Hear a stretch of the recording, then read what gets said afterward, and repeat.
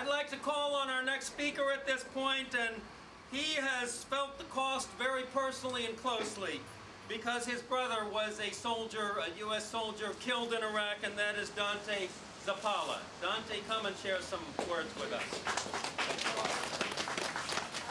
Use this if you want to use it. That's okay. Thank you all for coming out today. My name is Dante Zappala. I represent Military Families Speak Out.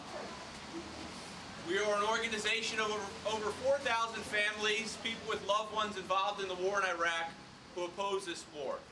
6 years ago, millions of us stood against the war to deafening ears as the war went on. 5 years ago, I stood at Fort Dix and said goodbye to my brother, not knowing what would become of him. He was sent to provide site security for the Iraq Survey Group as they searched for weapons of mass destruction, long after we knew they did not exist. 6 weeks into his tour, he was inspecting a building. That building exploded. He was hit with debris and he was killed. When he came home, we stood at his graveside and said we would not be silent.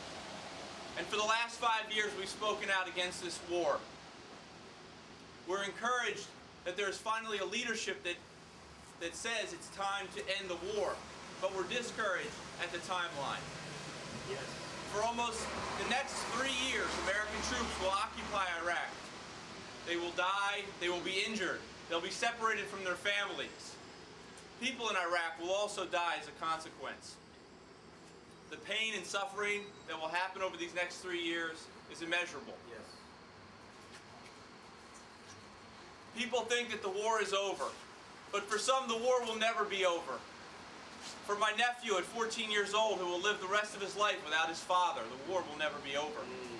For the soldiers who come home and have nightmares the rest of their lives, the war will not be over. For the children of Iraq who watch their children, who watch their parents die, the war will not be over. It's important that we always remember them and that we continue to honor their sacrifice by being sure that we take care of them when they come home and we not forget about them and not let them slip through the cracks. There are homeless veterans of this Iraq war coming home to no jobs and losing their homes, and they're living on the streets. But the best way that we can honor the sacrifice of people like my brother and the 4,259 other service people that have died is to make sure that never again do we send our troops to a war based on lies. That's right. Amen.